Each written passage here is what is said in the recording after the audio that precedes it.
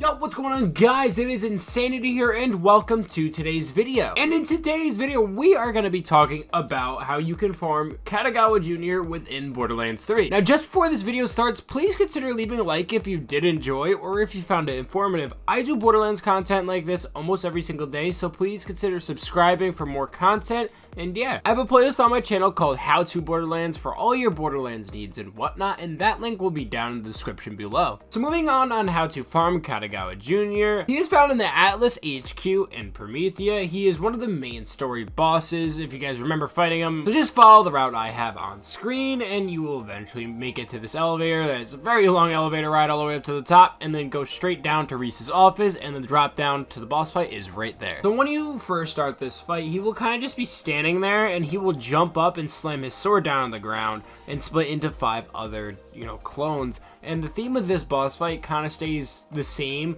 throughout everything. There is no phases, there isn't really anything.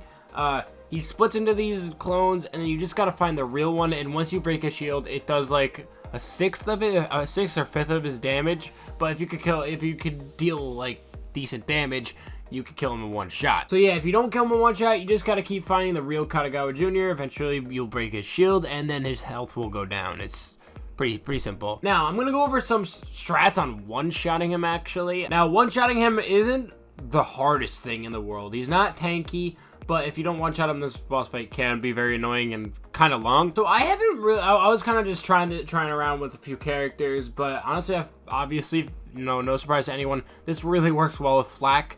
If you guys have a Flak, I would highly recommend getting the Deputy Flak 3.0 build. That's the build I use.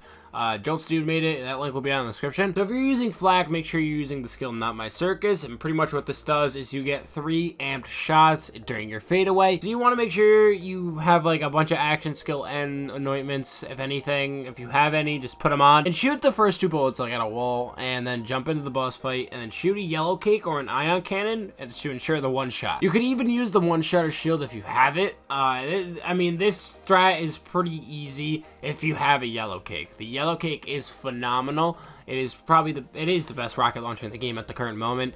If this is after the fact of the cartels, I would highly recommend using the ion cannon. You can get that in the Handsome Jackpot. So moving onto Zane, Mose, and Amara.